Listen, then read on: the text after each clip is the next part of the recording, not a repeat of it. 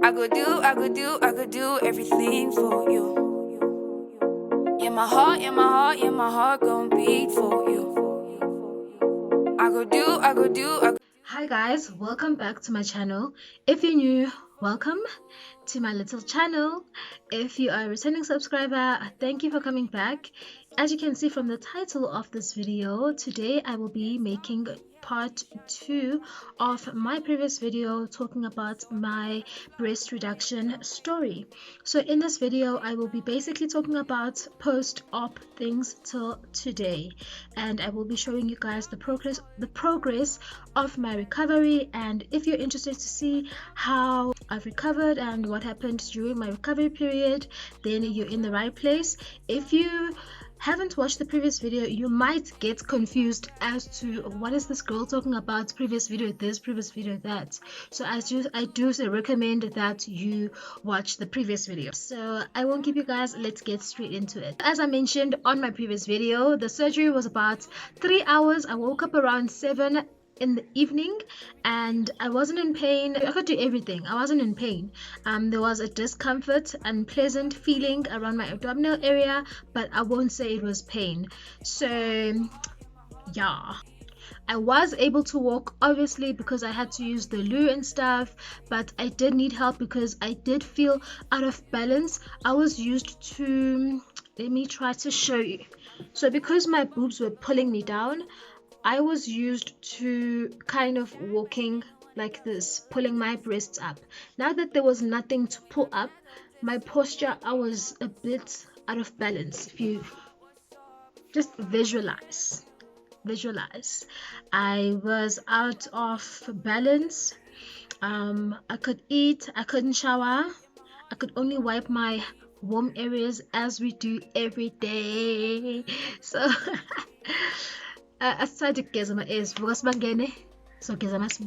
basically the nurses gave me a list of do's and don'ts. Some of the do's were do walk around, try to find your balance, do have assistance next to you whenever you go to the loo. They encourage that I walk around, in fact, on the day of the surgery, but obviously take it slow, like just to practice how to walk without a heavy weight on my chest. They also encouraged me to rest, guys. Rest is very, very important, after a surgery, mainly because there's a kind of sleep that you get to. It's called REM sleep, and in your REM sleep is where your body heals the most, right?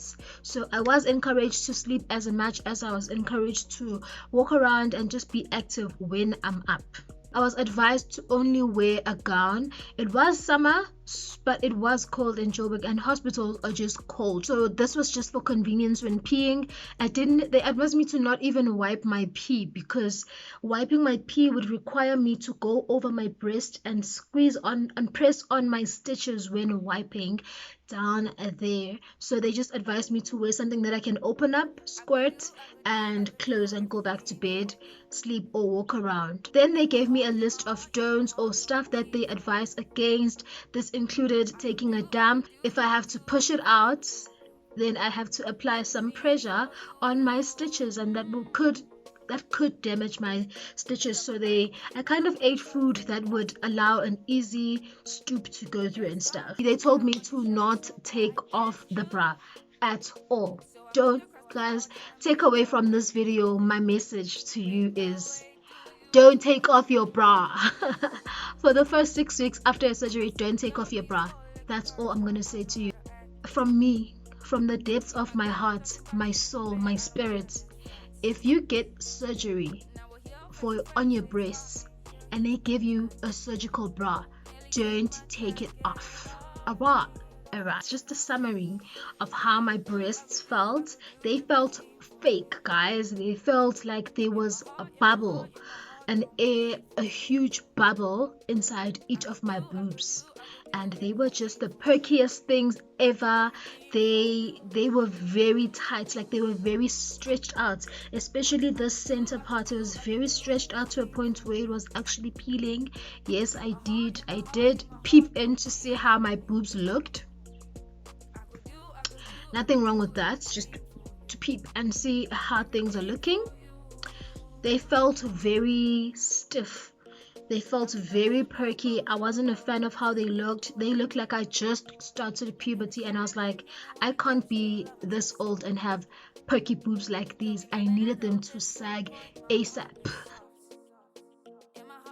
The second takeaway from this video, something I didn't really listen when I was advised with bending.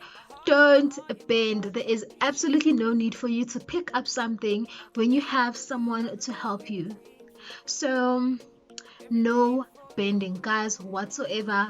No bending. From changing your sanitary wear down there to wearing underwear to wearing pants. Why are you wearing pants? I was told to not bend. I was very stubborn, guys. You know those stubborn patients who don't listen. I would bend because immediately after my surgery I got my period. Very nice. I got my period. I mean, not nice, because having to change down there was not fun, guys. It was very painful, and I want to believe that it did contribute to the delay of the healing of my stitches. I got discharged 2 days after the surgery. So I got the surgery today afternoon. The day after, I stay at the hospital. Then the following night I get discharged. So yeah, that is 2 nights at the hospital. 2 nights, 2 days, let's just say 2 days. I stayed 2 days at the hospital, then got discharged, and I didn't go home with the drains. Yeah, they call the drains. So on the sides of your boobs, right here, darling, when they took out those drains, I was like, why the hell is there a tapeworm in my breast? So I don't know if you guys can see, but the drip goes, the drains go from the end of your stitches or somewhere along the stitch here, and it goes around your boob. I don't know how they put it in, but it, like, I could feel them pulling it out. It was like a reverse feeling. It went around like 3 times, and then they took it out. It's like a silicone pipe like thing that they pulled out of my breast. I didn't go home with it because apparently there was very little fluid that could fall off on the actual dressing. So at home, it was so much admin, guys. Thank God I was with family. When I recovered, I was basically a potato, like I was a cabbage in bed. I wasn't allowed to do anything. My mom is a healthcare practitioner, so she was very strict about following the do's and don'ts from the hospital. So she wouldn't allow me to get out of bed unless I was going to pee or wipe down there and my armpits when it was time to do so. She encouraged that I sleep and eat and sleep and eat and sleep and eat, repeat. My sleeping arrangement was being elevated on the back to prevent tensing. I had 3 pillows behind me, a pillow under this arm, and a pillow under this arm, and a pillow by my knee. Yeah, that's the best position for a post-op patient. So week 2 was quite chilled.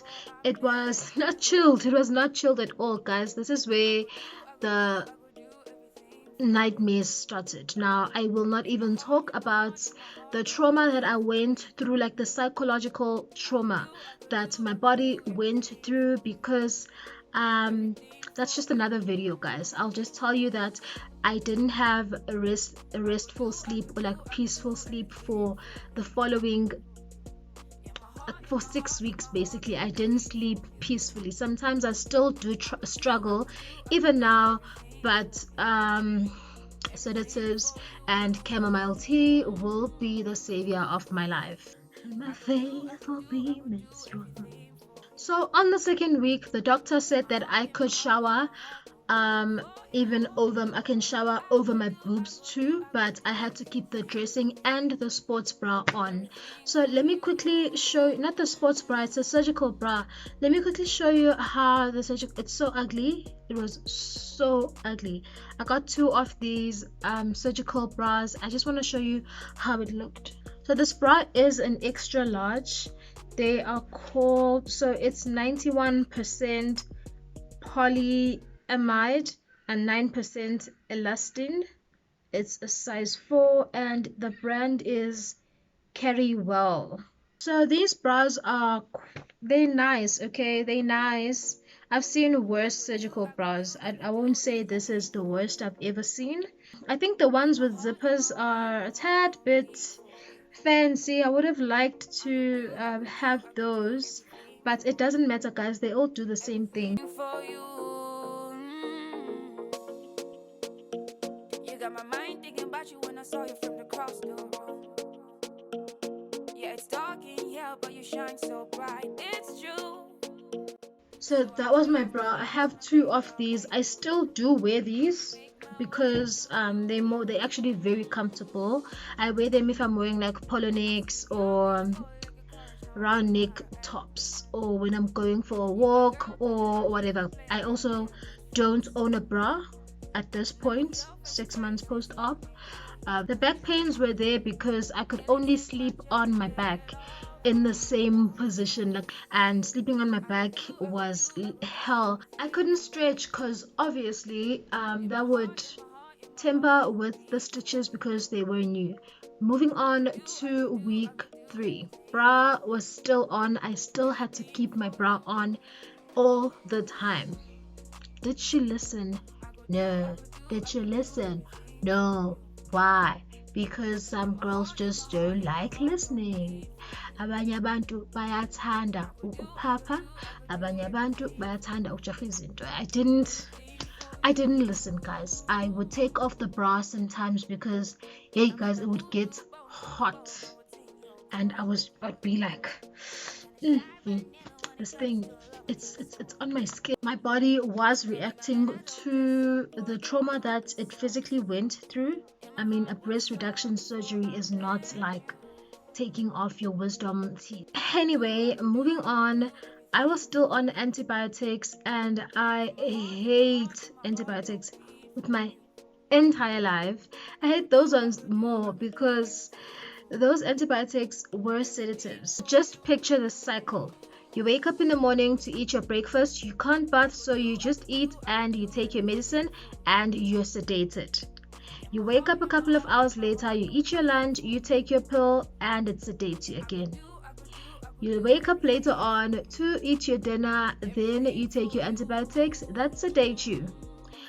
Repeat and repeat and repeat. Guys, I was going crazy. I wasn't even imagining it. I am a person who likes having the same schedule, but that one affected me mentally.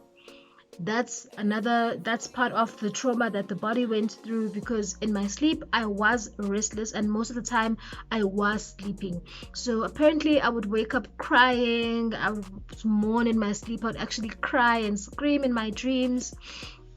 To me, it all felt real. It didn't feel like I was dreaming, and I was just like, I need to get up. I'm tired of being a cabbage in bed. So on the 3rd week post surgery, I went back to the office. I went back to work, and I would get sedated at work. So they sent me home to go recover, and they're like, we need you full on.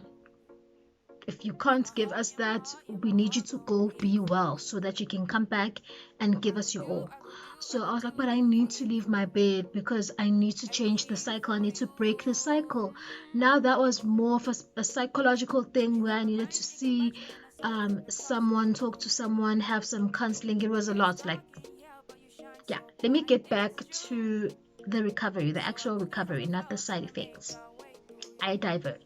In terms of the pain, whoa, baby, baby, the pain.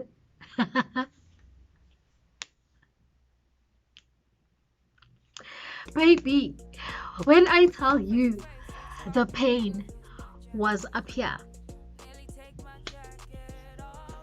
no painkiller could help me. The only thing that could help me is being sedated by my painkillers plus antibiotic. I was in so much pain. The actual breast hurt. The back was aching. My lower abdominal area was deceased. Guys, there was this shocking sensation that came from the side of, I'm not sure if you can see, let me stand up. So the sensation came from the side of the breast and it met right at the nipple, and it would just shock me. Boy. So still on week 3, guys, so much happened in week 3, hey? And week 3 on a Tuesday, so my consultations were on a Tuesday. I was advised to use this negative wound pressure item, and it's supposed to help close the scarring. I will insert something I documented just to show you guys how that device looked on me. In my heart don't beat for you. I could do everything. And I can say that this device has to be the best thing that happened during my recovery period. The intensity of the pressure that this device had or put on my breasts numbed the entire area with the negative pressure, and that numbing process worked for me because I wasn't in pain. Like, the pain stopped. So I had that device on for 7 days, which now takes me to week 4 post-op. Remember, I had that device on. Now this was the week where I'm supposed to take it off. On the Tuesday, went to my doctor.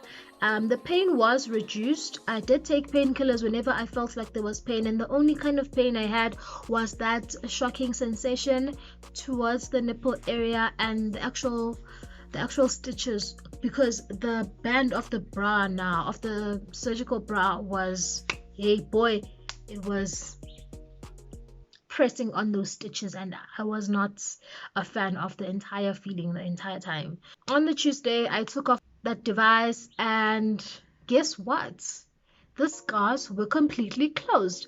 All of them. So in week 4, the pain was relieved. I could shower, I could take off my bra and actually run water over my breasts, but I didn't do that because paranoia. I would just pour water over my upper body. I got my sisters to scrub my back because, baby, insila, guys. I still had to keep my sports bra on. Guys, the sports bra is important because it gives shape to your breasts. Moving on to week 5 post-op, I went home. It was the Christmas week. I went home to KZN. I had to fly down to KZN, and while on the flight, I don't know if this was psychological, but it did felt like someone was blowing into my boobs, and my nipples got so hard and my stitches got so tight. Like, it just became so tight. Everything was fine. There was no damage caused by me going home. Lumps on my breast, guys. I think this is fat necrosis. My doctor hasn't actually diagnosed it. I'll try to show you when I reveal the scarring and stuff, but I do have fat necrosis on the right breast, and initially I was worried because the breast was turning blue purple-ish, was turning dark, but when I saw the doctor before I went home, he said that it was completely normal. I just needed to have oil and massage my breast with it.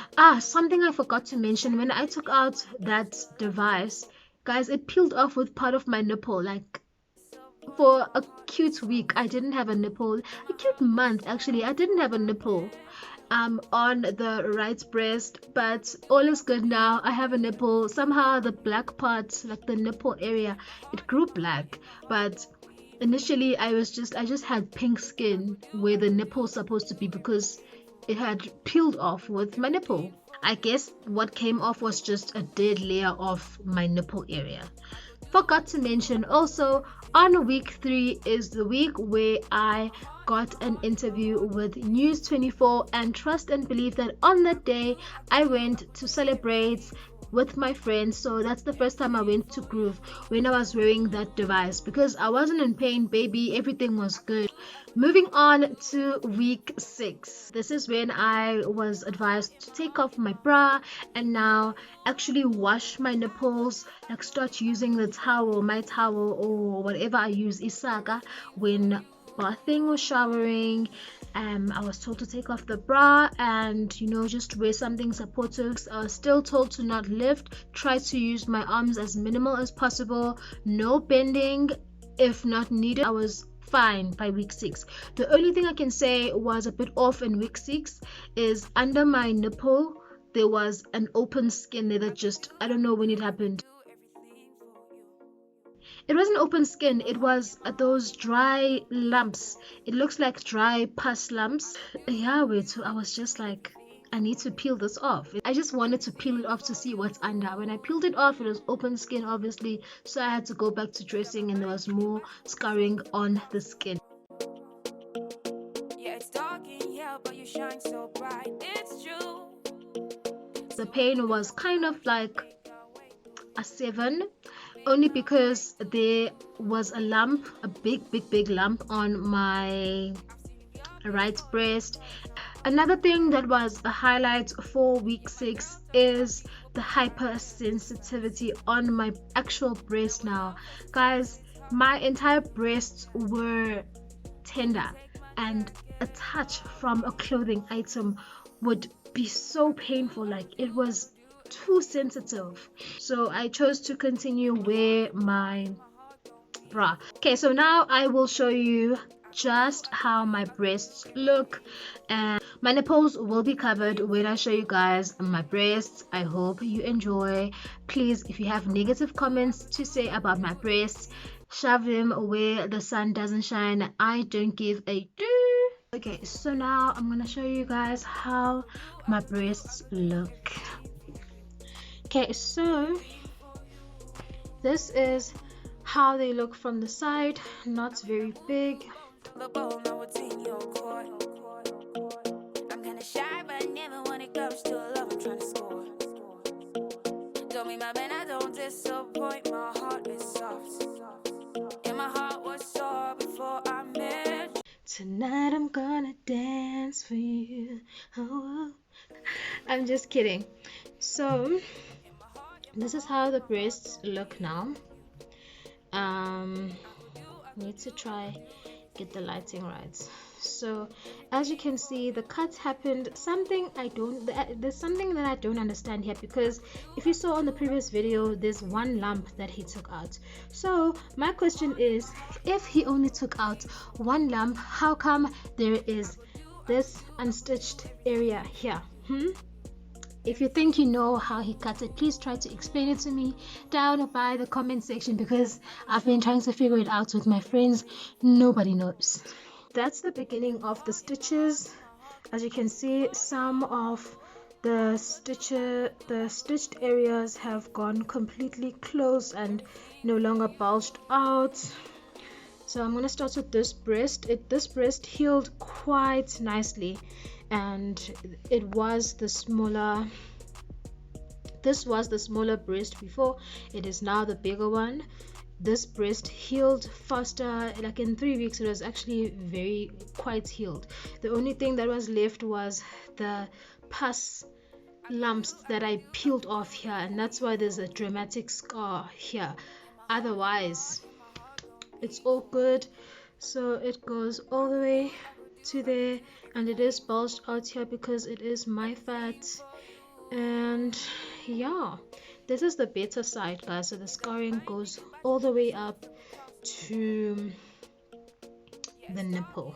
And on this side, same thing, we have the beginning of the scarring, and the damage here is a bit more dramatic. I don't know if you can see, but here's one lump, and I'm pressing on my breast too much. Here's one lump. It, like, as you can see, it's moving. So initially the entire breast was just a lump, but now it's broken down. Here is the second lump. It's quite big. This one is quite big, and it's a bit painful when you press too hard. The lumps go all the way to the end of the scarring, and this is the scarring that my doctor is a bit worried about. He said I should come back to see him just to follow up on this, but he said it should be fine with just massaging. And yeah, that is it, you guys. In my heart, don't beat for you.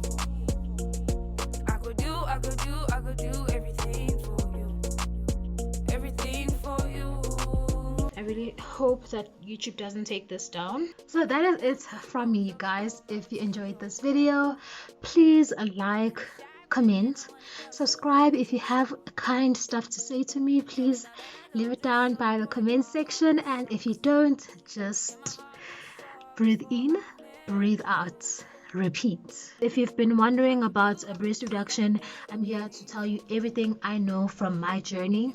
I think there will be a part 3 later on, much later on, to just show you guys the progress of my scarring. This will probably be post or after my next consultation with my doctor. Thank you for watching. Bye. You everything.